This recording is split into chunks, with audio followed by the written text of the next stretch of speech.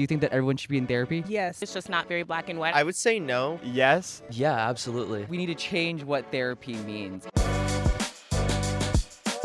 Do you think everyone should be in therapy, yes or no, and why? I would say no. I assume it costs a lot of money to do that. And I think also it's important for some people to try to work through their problems as well. I mean, if you give people like free therapy, maybe I would consider it. But I mean, as long as it like costs a lot of money, like in America, I'm sure it does. I don't see why everyone needs to have it. The key thing is not to be over reliant on therapy and also just to have the available resources that are necessary. Therapy shouldn't be a necessity for people, but if it's there and if it's available towards the people who need it, and I do agree with the concept of therapy. Should everyone be in therapy? Yes, I think everyone should be in therapy. I've had my experiences with mental health. I've also met people who kind of shun away from the general mental health medication, all that stuff. And I think with how fast-paced cities are and how globalized we're becoming, it's nice to have that avenue of I can talk to somebody when things in my life just aren't fitting into place or things aren't making sense. It's a really human thing to need. It's okay to need somebody to talk to or need those ways of coping. So what do you think? Do you think that everyone should be in therapy? I feel like that's kind of a nuanced question, if that's the right word. It's just not very black and white. I feel like it'd be easy to be like, yeah, everyone should be in therapy, but like how accessible is that? It'd be great if everyone could find